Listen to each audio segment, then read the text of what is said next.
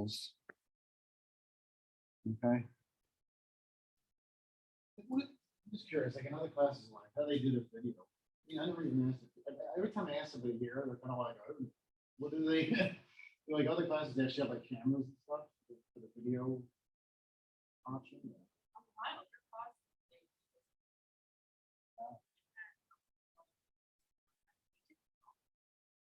Oh, really? Okay. Because I don't want to like stick the thing in front of me. And my daughter was like, she had the high school, she was in person last year in high school, and like the one teacher like taught like this the whole time, and then like one person would be in a class. There's this one teacher, she didn't get it at all. I think she was about 100 years old, and like she looked like she was teaching from the basement. She was always going like this, It was like, oh. Yeah, right, I know. It was the touching. Well, they actually started off remote and then it went hybrid. It's actually hybrid. So believe it or not, actually most schools in New Jersey by the end of the year were hybrid. So yeah, actually technically she was actually full in person, but like nobody went because there was a remote option. Yeah, So that's she what my was- sister was doing the same thing. She was going. Yeah. 2 days a week and then home go. Exactly. No one there. Half the school was there. Yeah, exactly. Stopped by. In like the last month, I think a lot of the seniors were kind of like, we want to like be here for, Yeah. and so they all started coming back, and she was actually kind of annoyed. She kind of liked the fact that there were like 2 people in the classroom. So yeah. Oops. All right, well, it's kind of silly. Roshan told me he couldn't make it. Just so I know people's names mostly. Right, Emma, no. Caden, no. Brianna, no. Aaron, no. Shira, that's you? Oh, gotcha. Hi, Shira. Destiny, hi, Destiny. Christina, Anthony, Malik, Jackson, Nicholas, Ellie, and Jason. Gotcha. Okay. So Jason, Ellie, Destiny, and sure. Okay. All right. So yeah, what I'm going to talk about today is oh, hello. Hi. I'm sorry, you forgot your name. Emma. Hi, Emma. Yeah, sure. Sorry, say that again. I don't think so. Well, I put out I did actually issue an assignment, which I'll talk about today again, but it's due a week from today. No, just doing stuff here in class mostly. So, but yeah, there is actually an assignment that's due a week from today. So, does anyone have any issues with the first thing today? Do we have any issues with this? I know there was some confusion over this. What's the Monday class? What's the section 1 class? Blah blah blah. You guys know that you're in Monday section 1, right?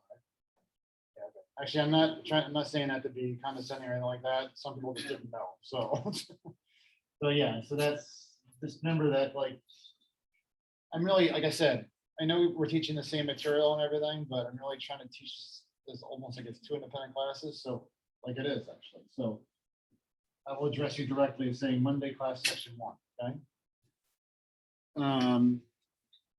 All right. So, this one I want to talk about today. It's actually not a big lecture today. Okay. It's just going to deal with the photo end of things, photography. Okay. And how is that relevant in today's digital journalism world? How do we do it? Because in the first assignment, I asked you guys to actually take a picture.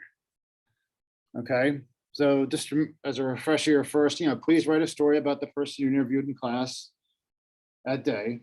When we all did that, which was last week, right? And then, please keep the 500, 800 words. Please think of something, a lead that would be like, something that you want to alert people on a phone or something like that. I mean, I realize that when you do a profile on somebody, it's not necessarily a breaking news alert, but sometimes the New York Times does that. If they have like a feature story they want to get to people, they'll actually will send an alert to your phone. Actually today they did something. Well, News 12 does that a lot. The new normal. How do you know when to get a COVID-19 booster? By the way, I don't know if this helps at all, but not bragging or anything like that at all, but you should be safe from me from getting COVID, I hope, if it's true, because I got the booster shot the other day. So just so you know, all right? So I don't know if that makes you feel any more secure. But anyway, just to let you know. All right. So again, just kind of following the pattern I have here. I'll talk a little bit more again, specifically what I look for in the stories. I really just actually really need to look at like what you've submitted first, which is due in a week. That's really the best way to guide you, I think, in terms of like how I like to see the story written. Okay. But essentially we want to again have a lead. Again, what is the story about and why do we care? Try to find some unique angle, interesting angle about somebody. There's something there. Okay.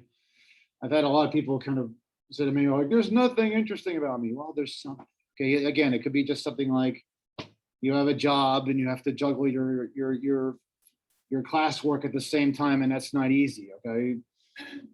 I mean, I've had a number of students write about COVID, just trying what they've done to try to get through that, I mean, with Rutgers and everything, again, like with that, I mean, there's probably a lot of area to kind of talk about because, Rutgers, speaking about places that just didn't even like stay open last year. I mean, Rutgers, every Rutgers kid in my town was like, oh my God, I'm so bored. There's, it was like, they saw these kids from other schools at least like go half a year or something like that. You guys weren't allowed to come here at all, right? So, anything they'll like talk about, like I had one student talk about, actually one of my other classes, how he basically like made fitness a priority and, during the time of COVID, and he actually got in really good shape. I'm not talking about like, muscular, shape. I'm just talking about, he used it as an opportunity to get in shape. Now that's actually, you could say that kind of unique because for a lot of us, it was actually a time to kind of get flabby, right? So maybe this could serve as an inspiration to people. How many stories you've heard out there from people? It's not necessarily even stories, just people telling you like, oh my God, I gained 20 pounds. And this whole thing, so. All right. All right. Please take a photo of your subject. Now, let me talk about that. Now, I know that this happened in the Thursday class. the people you interviewed, they interviewed in the previous class, much of them didn't show up to the next class, right? So, they might not have gotten that photo, that they needed to get. So, and actually today, again, I want to talk about photos, and I'm guessing that, if you look around the room here, the person, most of you, some of you, your people you interview are not here today, I'm guessing. Okay. Then.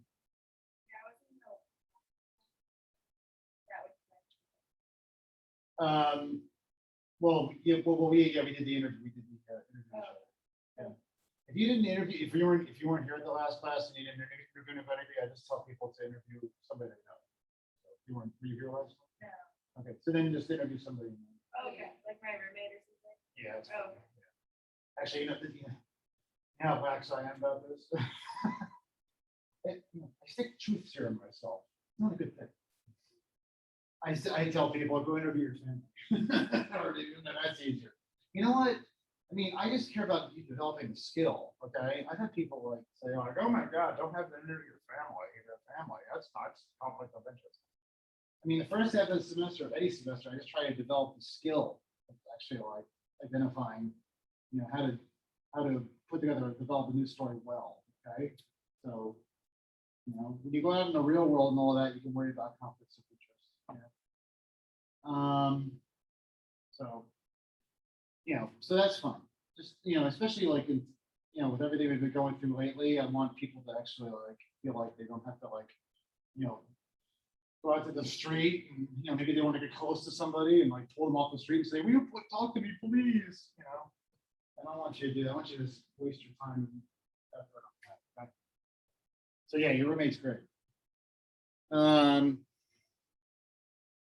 right. So anyway, so as far as the getting a photo of that person, if you haven't done it yet, what I told the Thursday class was, and I'll tell you guys the same thing, is that, you know what, if you're not able to get that photo by the time this assignment is due, don't worry about it. Okay. We'll follow up with that. Okay. All right. I did include it part of this assignment, but like I said, if you're not able to get it before then, don't worry about it. You know, so like I said, maybe we can just follow up afterwards. Or something like that, okay. Everybody understand me on that? Main thing is just getting the story. Okay. The written story. All right. All right, but we will talk about fun. Because again, the whole idea with digital journalism is, and you have to really develop these tools yourself, and you have to really like know what to do with the equipment you have. And again, this is typically the equipment we have, right? Everybody's got one of these. All right, so just want to kind of give you a little bit of a, see, I'm not going to necessarily a photography teacher here, but what I do is I basically talk to people about what to look for in terms of like photography. You know, when you go out there, I mean, you'll be expected to actually take pictures. Actually, a lot of times, especially when I worked at Patch, there were a number of times where actually I wouldn't even use this, you know, because because we never really could really leave our computers, you know. If there was like a big snowstorm or something like that, you know, maybe I would actually go outside and take a picture out in front. Yeah, that's what you do, you know, you do with what you can. But sometimes what I would do is actually like the Garden State Parkway has like traffic cameras, right? So I would screenshot the traffic jam in the snowstorm, you know? Yeah, that's photography nowadays. Nobody's expecting any Leibovitz anymore. A lot of photographers are upset about that, let me tell you. They don't like that, you know? A lot of photographers have gotten so upset about it, understandably, that they're actually now suing news organizations, because news organizations have actually, like, you know, in the great wild west of the web over the last 10 years, they've just been pulling photos from everywhere, you know, without really looking who's taking it, really not really caring. And photographers have noticed this and hired lawyers, and they've sued news organizations for a big ton of money. And basically, they'll sue them for like $500,000. Not kidding, but they don't get that money. They'll get like 5,000, which is bad enough. All right, so, all right, so anyway, so we try to do as much original photography as we can. You know, photographers, they used to have like the big equipment, and they still do that, and they still use it and everything. But now, I mean, reporters go out and do this on their own. Okay, so what you need to know is basically just some of the tips that people typically use. All right, I mean, the photographers use in order to get out there. I mean, you know, obviously the photo is an important part of the package. Now you look at a photo, one of the things you really need to avoid is like something that basically is just like you would with a story, something that is boring, okay? Something that's like probably too much in your face, something that doesn't have enough activity, something that doesn't tell the story, okay? If you look at this photo right here, okay, you'll see that there's actually not just one person in the photo, but there's three. That essentially represents is, and some of you may have heard of this already. When you try to, the most important thing really in photography is really framing, okay? All right.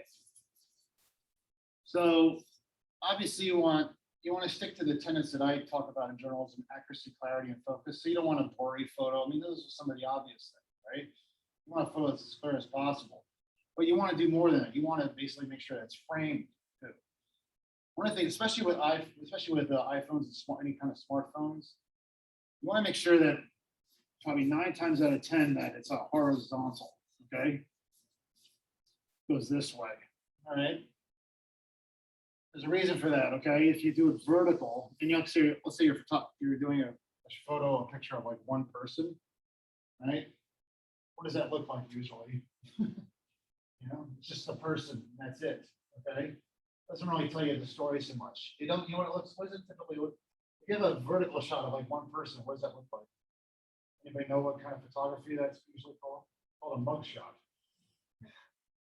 All right, so we don't want them to look like they're in prison, okay? I know a lot of sports shots are like that and everything, you know. And you know, when you do something like a sports shot that goes on a website or goes on a paper or something like that, that's fine, you know. But more times than not, you want to actually be a little more creative with the photo, like they did here, okay? You know, they could have just maybe had like a picture of one person with this, but they got three in. So what they call that essentially is the rule of thirds, okay? Doesn't really matter where the thirds are, okay? Typically, maybe go like that. You try to get some activity here, some activity here, some activity here, okay, in the photo. Basically, it also provides balance to the photo, okay?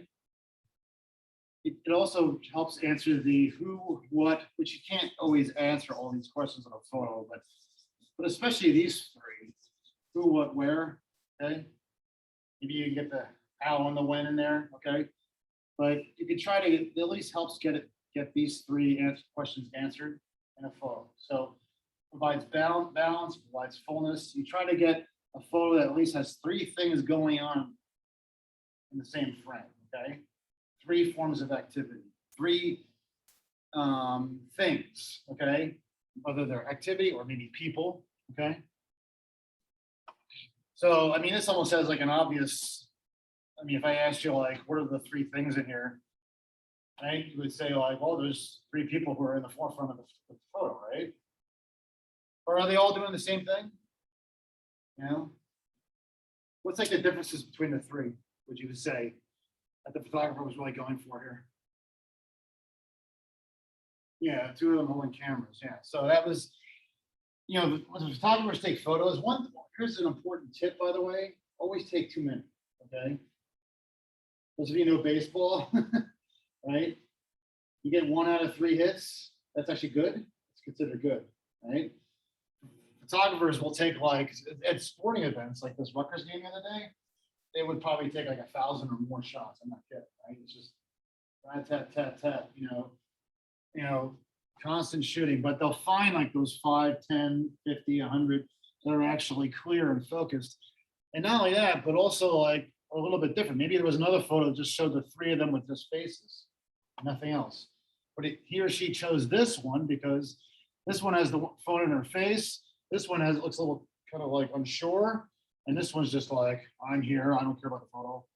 You know, so, you know,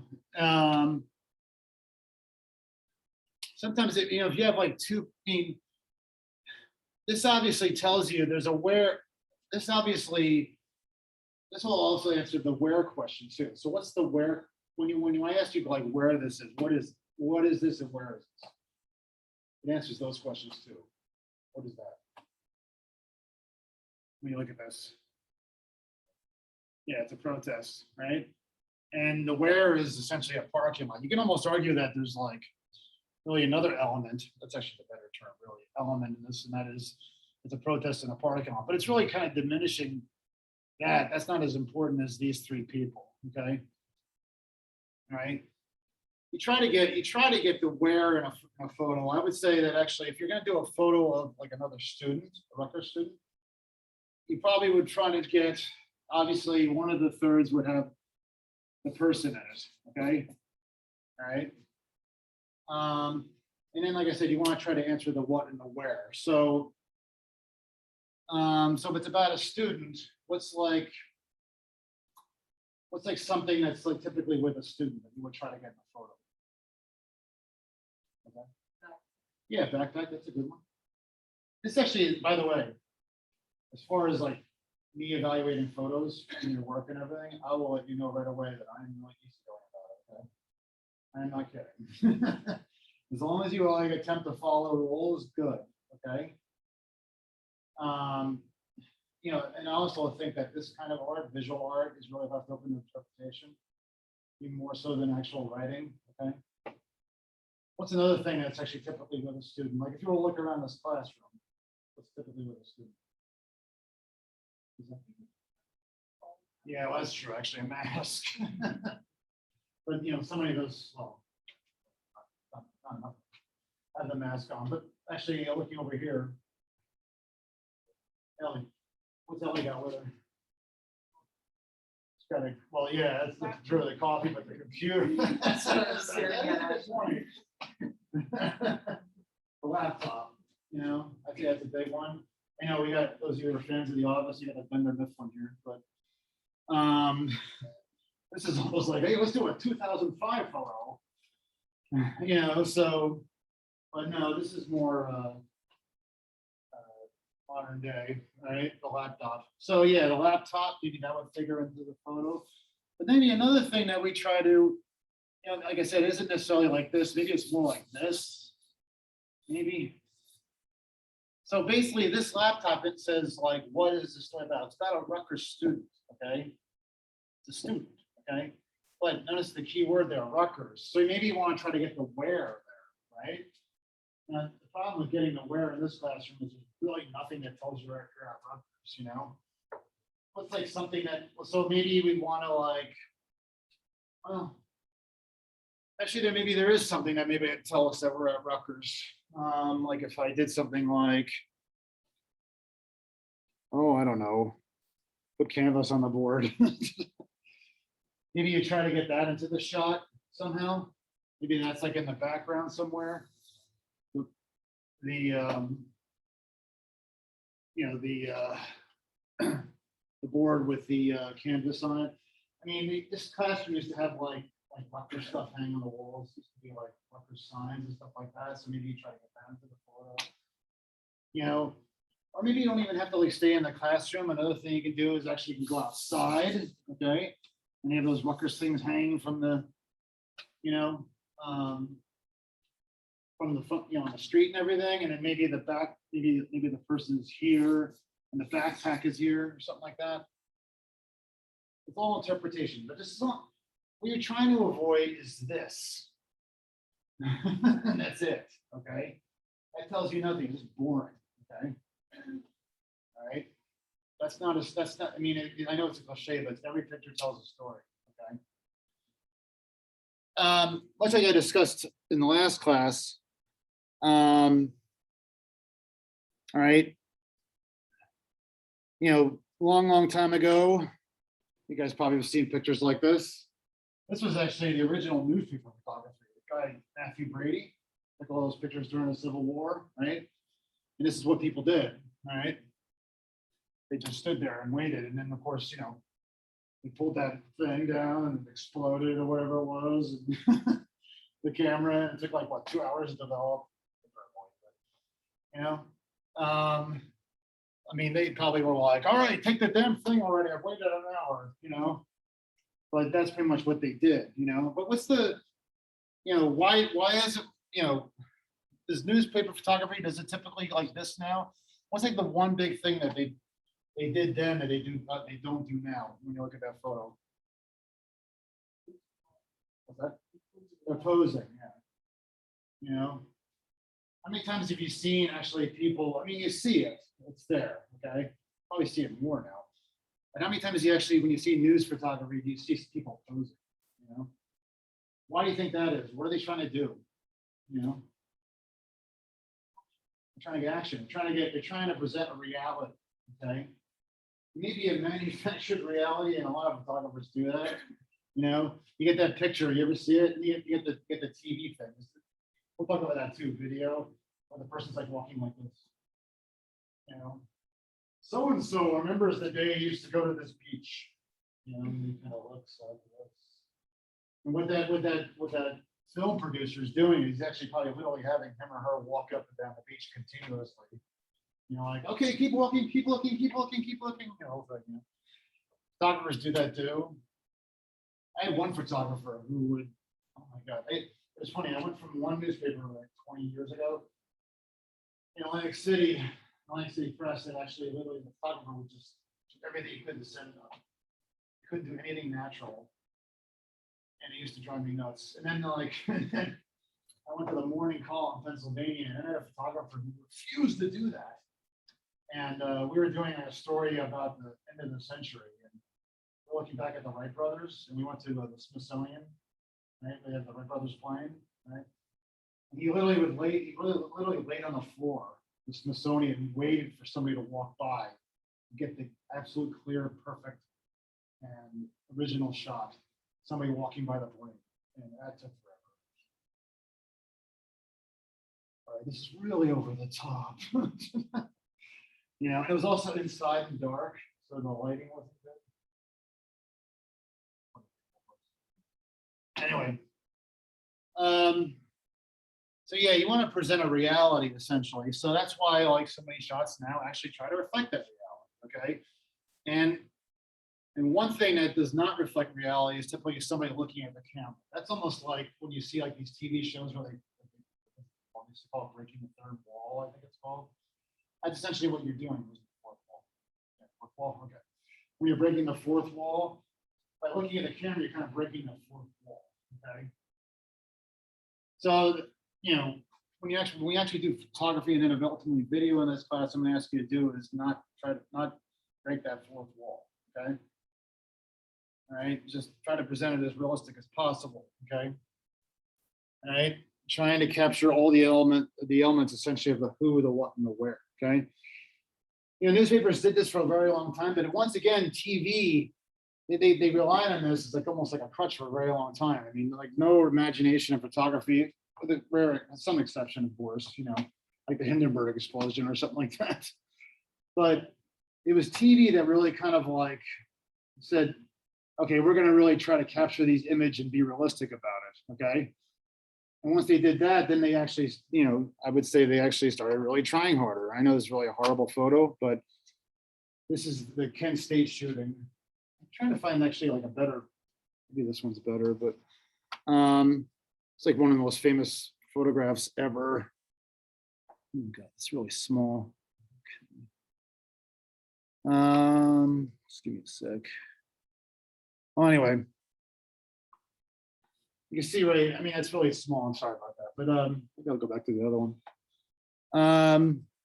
Yeah.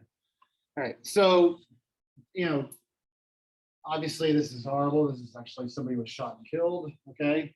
You guys know about this in history? This was 1970, I believe. 4 people were shot and killed by the National Guard during a Vietnam War protest. I think a couple of them weren't even protesters. Anyway, we see 3 elements here. One element obviously is here. Okay, it's horrible. I hate to put it that way. I don't be callous about it, but this probably tells a story more than anything. This is the violence and the horror that was going on at the time, and also showing the division of the country. Okay, this woman's reaction right here. She's probably, you could argue, is another third. You can really imagine about the thirds. What is actually a third? And I would say, what would be like the last third? Okay, would you say the people probably looking over, right?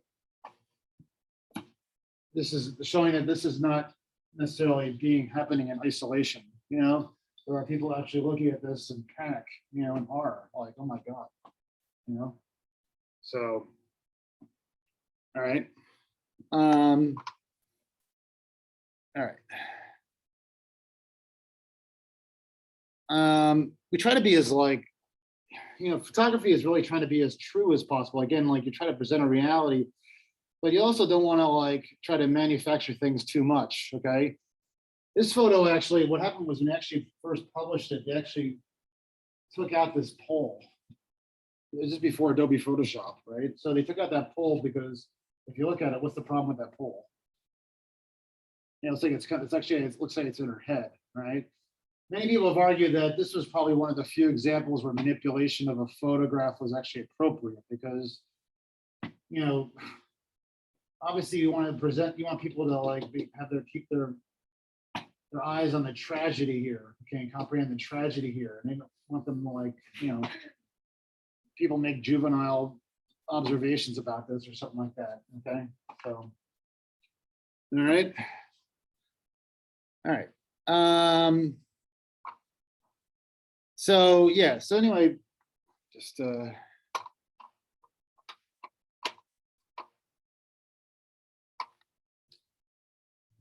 this right here.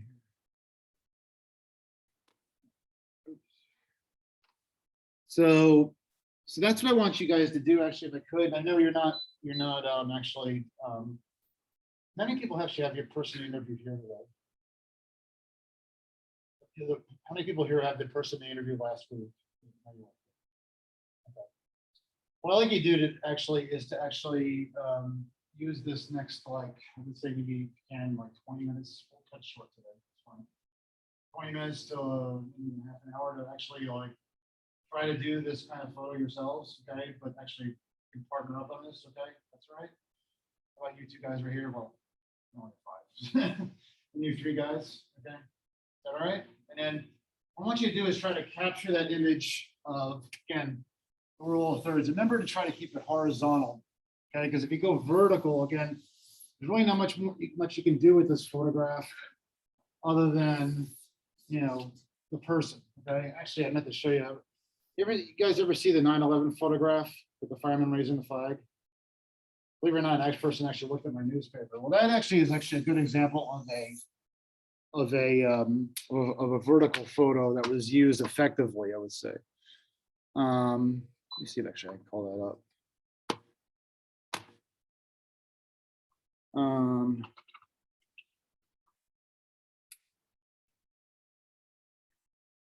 You know, it doesn't necessarily require like you know, you know, the greatest like, oh, okay, that doesn't help. Doesn't necessarily require like the, you know, the greatest knowledge of photography in order to get a shot. The person who took this shot right here, okay, was literally just, his name was Tom Franco. He was literally just walking by and turned to one like that. Okay. That's why you take like too many shots. What you do is you have to almost, it's just like you do with a story. It's good. You just have an idea in mind first, and you're not necessarily know what the angle is going to be right away until actually you start developing, much like you would in the story, right? Once you start developing the story, you might actually might think of what's the unique angle in the story, right? He didn't really know what the unique angle of this was until he actually started developing it, or actually, you know, put it on the computer screen, you know, once he uploaded the shots, okay?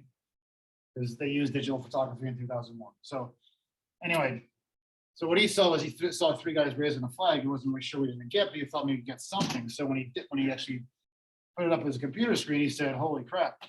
But you know, notice how he could have actually, like, you know, maybe to get these guys in clearer focus, he could have actually just cropped.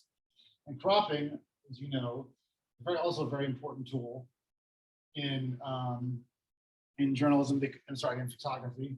Because also you don't want to have too much in a photo. You don't want to have too much that's irrelevant, okay? But he could have like cut off just right here because maybe he thought, oh, these guys, I want these guys in better focus. But obviously this part right here is ground zero, okay? This was the World Trade Center. So, you know, he's not going to cut that out because that's going to get into the where and the what, okay? So in this particular example, the vertical worked. And also, it shows the enormity of the situation, right? Look how high that tile was. You know, my God.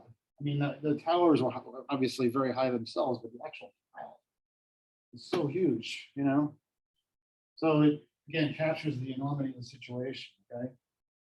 What happens sometimes is that with photographers, one mistake that, I don't know if mistake's the right word, you might have had, like, let's say, sometimes like, we'll take the picture and like, there'll be something over here that'll be like a, I don't know, let's say it's like a store, right? That's here, and maybe like he'll like forget to crop that part out. Okay. What that does is much like a story, okay? You want to stay singularly focused in your written story, okay? In your written story, okay? But you want to be that way in a photo too, all right? We did this class on Thursday and everything with some of the students, and that's fine. They came back and they would take pictures of other students, that sort of thing. But then I would see like this kind of thing on the side that like probably had like nothing to do with like the photograph, like it had nothing to do with maybe like, you know, the fact that they were at school, they were being a student or whatever. So you want to make sure that like people, you don't want to have too much in a photo either. That might distract people from the main focus, okay? So if you had like, let's say there was like a store that was actually cropped into this photo, I'd probably look at that and say like, cut out the store, okay? And really want people to focus on, again, the three things that are here, the firefighters, the flag, and the pile, okay? So just have to watch out for that too, okay? All right.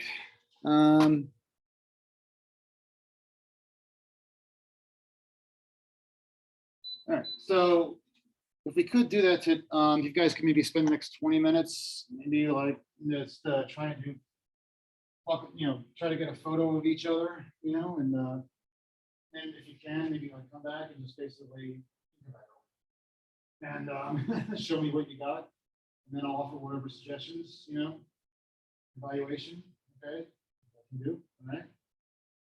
All right, we can do that. Appreciate it. Thanks very much, guys. Okay.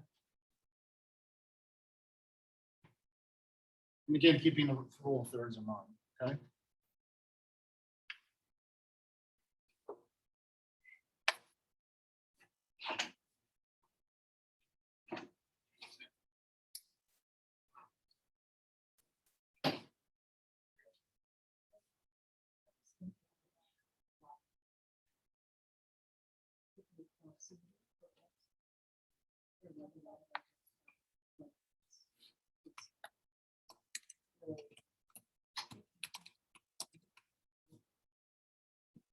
You guys okay? Yeah, yeah, Yeah. You're looking over here, so I was like, okay, it's fine, ask, it's fine. I don't bite.